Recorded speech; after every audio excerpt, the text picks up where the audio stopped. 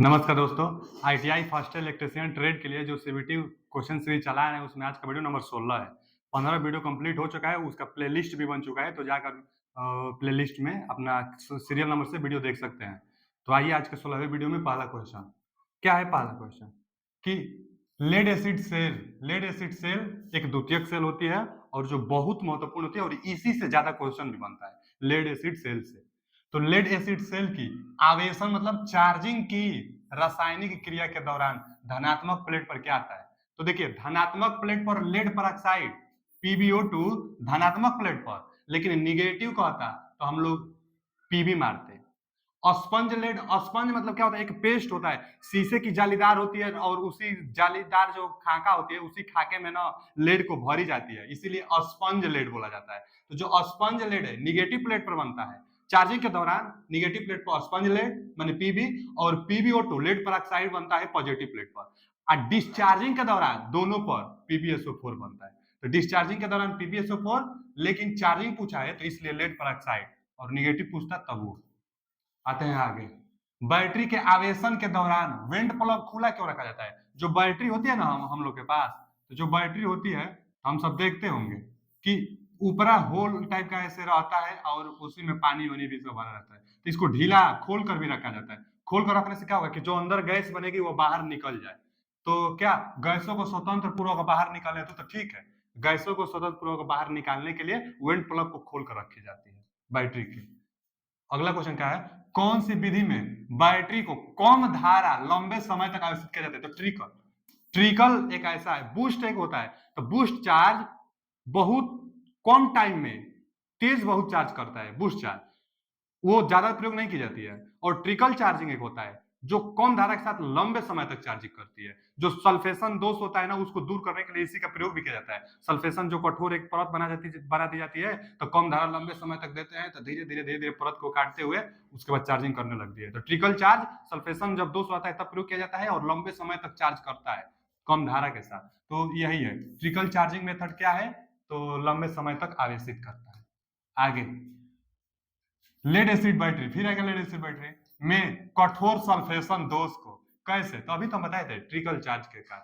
तो charging with new electrode, replacing with new electrode, charging the battery for a longer period at the low current. सही है, यही तो है trickle charging कि लंबे समय तक कम धारा से चार्ज किया जाए, तो वही ट्रिकल चार्जिंग है, सल्फेशन दोष दूर होता है। तो वही सल्फेशन दोष को दूर कैसे किया जाता है, तो लंबे समय तक कम धारा के साथ चार्ज करके, यानी ट्रिकल चार्जिंग के चलते। अगला क्वेश्चन, सिल्वर ऑक्साइड बैटरी में कौन से पदार्थ का निगेटिव इलेक्ट्रोड के उपयोग किया जाता है। तो जिंक जास्ता का निगेटिव जो लेयर होता है ना बाहर बाहर होता है, जैसे शुष्क सेल भी देखे होंगे हम लोग, जो घरों में यूज होता था ना बहुत सारा, टार्च में, बैटरी में, घड़ी में जो सेल होती है, तो जो बाहर बाहर परत होती है वही निगेटिव का काम करते हैं, जिंक का होता है। एक पॉजिटिव का कार्य करता है इलेक्ट्रोड, जो कैथोड होता है वो कार्बन का होता है। तो उसी तरह बार बार जिंक का, तो जिंक निगेटिव प्लेट, तो निगेटिव प्लेट का जिंक जास्ता, निगेटिव प्लेट का जास्ता होता है। ज्यादातर बैटरी में निगेटिव प्लेट का जिंक ही होता है। आगे चांदी का विद्युत रासायनिक तुल्यांक, देखिए पहले तो ये ECE क्या है, इलेक्ट्रोकेमिकल इक्विवेलेंट। तो इलेक्ट्रोकेमिकल इक्विवेलेंट कोई क्वेश्चन है ना छोटा है, एक बार देख लेते हैं हम। नहीं, ठीक है ठीक है। चांदी का क्या पूछ रहा है कि चांदी का विद्युत रासायनिक तुल्यांक क्या है। तो चांदी का रासायनिक तुल्यांक ना, तो पहले रासायनिक तुल्यांक का मात्रा क्या होता है, तो ग्राम प्रति कूलाम। तो ग्राम प्रति कूलाम वो मिलीग्राम में, तो मिलीग्राम प्रति कूलाम, ये तो ठीक है, मिलीग्राम प्रति कूलाम, मिलीग्राम प्रति कूलाम, मिलीग्राम प्रति कूलाम, मात्रक तो सबका सही दिया रासायनिक तुल्यांक का। अब चांदी का याद, तो एक चांदी का याद देखिए, ये तो अब निकाला गया ना लेबोरेटरी में, तो इसको याद करना पड़ेगा। तो आप याद कर लीजिए कि चांदी का ज्यादा होता है, चांदी का बहुत ज्यादा होता है, कितना, 1.1182। D option is right answer. अब 1 नहीं है, 1 नहीं, 1 नहीं है, तो ये तीनों होगा नहीं। 1 इसी का होता है, तो 1 दिखाई दे दिया, तो डी ऑप्शन मार दीजिए। तो विद्युत रासायनिक तुल्यांक, इलेक्ट्रोकेमिकल इक्विवेलेंट, विद्युत रासायनिक तुल्यांक का मात्रा मिलीग्राम प्रति कूलाम, डी ऑप्शन 1.118, ध्यान दीजिएगा। आगे लेड एसिड बैटरी फिर आ गया, निरावेश मतलब डिस्चार्ज, रासायनिक क्रिया के दौरान ऋणात्मक प्लेट पर क्या आता है, हम बताए तो थे अभी कि पॉजिटिव पर PbO2 लेड परऑक्साइड चार्जिंग के दौरान, लेकिन डिस्चार्जिंग के दौरान दोनों पर, पॉजिटिव नेगेटिव दोनों पर लेड सल्फेट क्यों जी PbSO4, lead sulphate PbSO4, C option is right answer. C option right answer. Discharging के दौरान दोनों पर पॉजिटिव निगेटिव पूछे यही मारते हैं, और चार्जिंग पूछे तो पॉजिटिव पर ही निगेटिव पर ही। आते हैं अगले क्वेश्चन की तरफ। अगला क्वेश्चन क्या है, लेड एसिड बैटरी फिर विभाजक, विभाजक को क्या कहते हैं, सेपरेटर। सेपरेटर मतलब जो अलग अलग कर दे, तो पॉजिटिव और निगेटिव शॉर्ट सर्किट ना हो जाए तो प्लेटों को अलग अलग करता है सेपरेटर। तो क्या कि अपघट्य को रास्ता प्रदान करता है, गलत। धनात्मक और ऋणात्मक प्लेटों को अच्छे से पकड़ता है, ये भी गलत।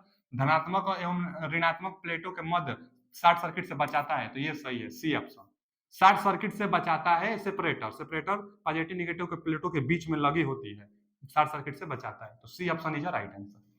अगला क्वेश्चन फिर आ गया लेड एसिड बैटरी। बहुत फेमस होता है lead acid battery. Lead acid battery की विशिष्ट घनत्व को मापने के लिए किसका उपयोग करते हैं, तो देखिए ना, हम ये पिछले जो इसका इस अध्याय का बैटरी का जो वीडियो नंबर 1 था, अर्थात 15 वीडियो नंबर में भी बताया गया, अच्छा से एक्सप्लेन किया गया है। आज भी हम बता देते हैं कि विशिष्ट घनत्व का है, चाहे विशिष्ट ग्रेविटी का है, मतलब गुरुत्व का है, उसके लिए एक ही है डिवाइस, हाइड्रोमीटर। हाइड्रोमीटर इसका सही जवाब है। हाइड्रोमीटर जो भी लिक्विड फॉर्म है उसका विशिष्ट घनत्व मेजर कर देता है। और हाइड्रोमीटर जो होता है ना, और एक जस्ट इसी के नाम में है हाइग्रोमीटर।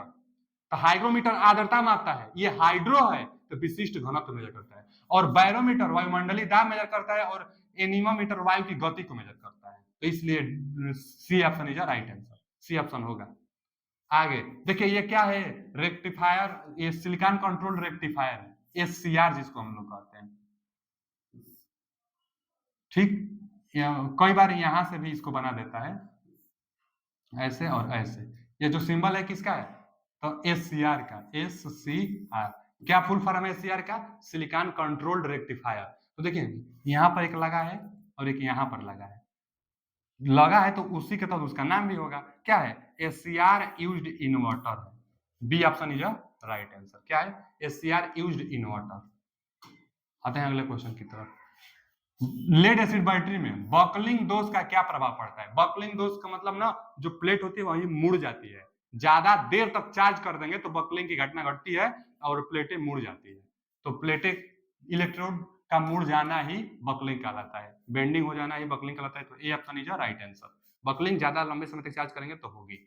आगे, परिपथ का कुल निर्गत वोल्टेज, ये 2023 के एग्जाम में आया था, और बहुत सारे लोग इसका मतलब जो नियमित PDF है वही जवाब 4.5 दिया है, लेकिन 4.5 जवाब गलत है, और गलत भी था। पिछले बार जो सही मारे थे वो अपना मिलाए थे तो गलत था। सही जवाब कितना होगा हम अभी बताते हैं।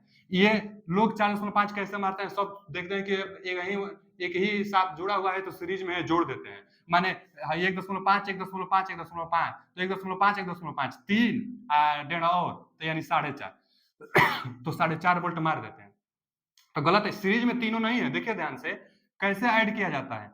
देखिए आप इस दिशा में चाहे इस दिशा में, कोई भी एक दिशा में चलिए, और जो लास्ट में मिलेगा उसी के चिन्ह के साथ आप जोड़ दीजिए।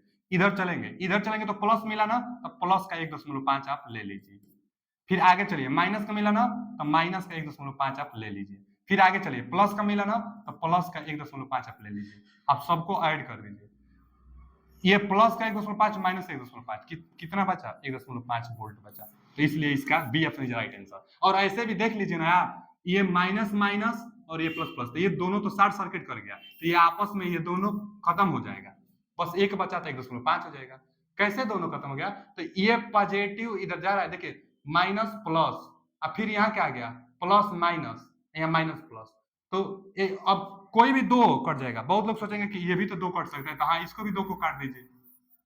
कोई दो कटेगा, या तो ये दो ले लीजिए, ये दो आपस में कट जाएंगे, कैंसिल आउट कर देंगे, क्योंकि ये प्लस बाद में निकल रहा है, ये माइनस निकल रहा है, तो दोनों कैंसिल आउट, ये प्लस तो यही बच जाएगा, तो ये दे देगा। तो B option is right answer. इसका बी ऑप्शन सही आंसर। आते हैं अगले क्वेश्चन की तरफ।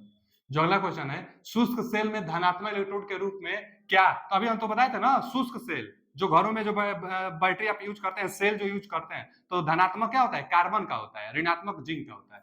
तो धनात्मक इलेक्ट्रोड कार्बन का, बी ऑप्शन राइट आंसर। जो बीच में कार्बन का इलेक्ट्रोड लगा रहता है वो धनात्मक का काम करता है, तो धनात्मक होगा।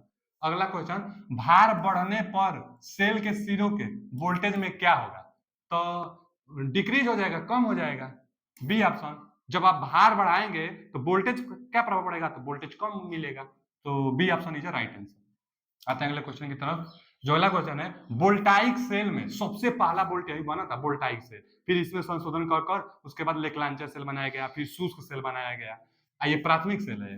तो वोल्टाइक सेल में स्थानीय दोष को कैसे रोका जाता है, तो स्थानीय दोष को कैसे रोका जाता है, तो जिंक का प्लेट लगाया गया, इसके तहत जिंक का एक प्लेट लगाया गया, बाहर बाहर से MnO2 का मैग्नेटाइज किया गया, अमलगम किया गया, देखिए दिया भी है। तो by amalgam the zinc plate, तो जिंक प्लेट से अमलगम किया गया। तो D option is right answer. Voltaic cell के स्थानीय दोष क्या है, स्थानीय दोष, तो स्थानीय दोष क्या होता है ना कि मतलब हाइड्रोजन की जो बुलबुलें होती है प्लेट के किनारे किनारों पर आकर बैठ जाती है, तो सप्लाई फिर नहीं आ पाती है, हाइड्रोजन की बुलबुलें बढ़ जाती है। तो इसी को दूर करने के लिए हम लोग जिंक प्लेट का उपयोग करते थे। तो D option is right answer, 35 का डी ऑप्शन। आते हैं अगले क्वेश्चन पर। देखिए m बराबर ZIT सूत्र में जेड अक्षर का क्या, जेड अक्षर क्या इंगित करता है, तो भैया जेड जेड अक्षर को हम अभी बताए थे ना कि रासायनिक तुल्यांक है, इलेक्ट्रोकेमिकल इक्विवेलेंट, इलेक्ट्रोकेमिकल इक्विवेलेंट रासायनिक तुल्यांक है जेड।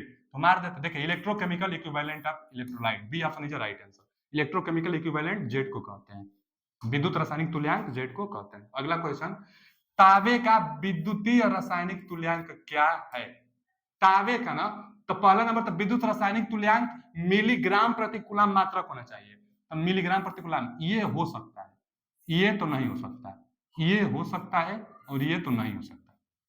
मिलीग्राम प्रति कूलम, मिलीग्राम प्रति कूलम, यानी इसमें से और किसमें से, और इसमें से, यही दो में से कोई एक हो सकता है। अब कौन सा होगा, तो 1.118, ये तो आया था ना अभी पीछे, सिल्वर का था कि सिल्वर की कुछ एल्यूमिनियम का था, सिल्वर का था, तो सिल्वर का था 1.11, तो ये तो होगा नहीं, बच गए यही, तो A option is right answer. देखिए एक से कम भी है इसका, तांबे का एक से कम भी है, तो 10.329 मिलीग्राम प्रति कूलम। तीनों ऑप्शन हम कट कर दिए, ये सिल्वर का था, ये हो नहीं सकता, ये हो नहीं सकता, बच गए यही। तो कापर का याद लीजिए कि 10.329 मिलीग्राम प्रति कूलम, तो कापर का। अगला क्वेश्चन कौन सा है कि लेड एसिड बैटरी में बकलिंग दोष का क्या कारण है, बताया था ना प्लेटों का मुड़ जाना, लंबे समय तक चार्ज करेंगे आप तो प्लेट मुड़ जाती है, इसीलिए बोला भी जाता है कि बैटरी को बहुत लंबे समय तक चार्ज भी मत करिए। तो क्या है कि ओवर ओवर चार्जिंग, हाँ यही तो है, आर ओवर डिस्चार्जिंग, अति आवेशन या अति निरावेश। फिर दिया है कि छोटी अवधि के लिए कम दर के साथ, ये तो एकदम नहीं होगा, ये भी नहीं होगा, और बैटरी को लंबे समय तक निरावेशी, तो ये भी नहीं होगा, यही होगा ओवर चार्जिंग। अगर ज्यादा चार्जिंग करेंगे तो क्या हो जाएगी, बकलिंग हो जाएगी, बकलिंग दोष आ जाएगी। अगला क्वेश्चन, बैटरी में वोल्टेज चार्जिंग की स्थिति की जांच करने के लिए, देखिए बैटरी सेल का होता तब डी, निमी डी दिया है जो कि गलत है। बैटरी अगर होता है तो दो इलेक्ट्रोड होता है, दो इलेक्ट्रोड के साथ बैटरी कर जाती है 3 वोल्ट तक, बस ये मेजर कर सकता है, जबकि बैटरी बहुत सारे सेलों का कॉम्बिनेशन होता है और ज्यादा वोल्ट का होता है। तो बैटरी के लिए हाइड्रोमीटर, चार्ज है कि नहीं है या विशिष्ट गुरुत्व के तहत हम लोग मेजर कर लेते हैं कितना चार्ज है, नहीं, इसका रेटिंग होता है कि 1182 से 1200 के आसपास होती है, तो मेजर कर लेते हैं कि चार्जिंग की स्थिति को बताती है। तो जो हाइड्रोमीटर है ना, चार्जिंग को बताते हैं, विशिष्ट घनत्व मेजर करके, चाहे विशिष्ट ग्रेविटी मेजर करके इसकी चार्जिंग डिस्चार्जिंग की पता लगा ली जाती है बैटरी की। और सेल होता तब तो इसको हम लोग मार देते। तो इसका कौन सा, C option is right answer होगा, नियमित डी दिया है जो गलत दिया है। अगला क्वेश्चन और आज का लास्ट क्वेश्चन कि इलेक्ट्रोलाइसिस के दौरान कौन सा हिस्सा इलेक्ट्रॉन खोता है, तो इलेक्ट्रॉन जो पॉजिटिव होता है वही ना इलेक्ट्रॉन खो देता है, पॉजिटिव सिरा इलेक्ट्रॉन को खोता है, तो पॉजिटिव को एनोड कहते हैं, इसलिए B option is right answer. तो B option is right answer. मिलते हैं अगले वीडियो में, अभी के लिए इतना ही। अगर वीडियो अच्छा लगा तो लाइक सब्सक्राइब एंड शेयर कीजिए। थैंक यू, धन्यवाद।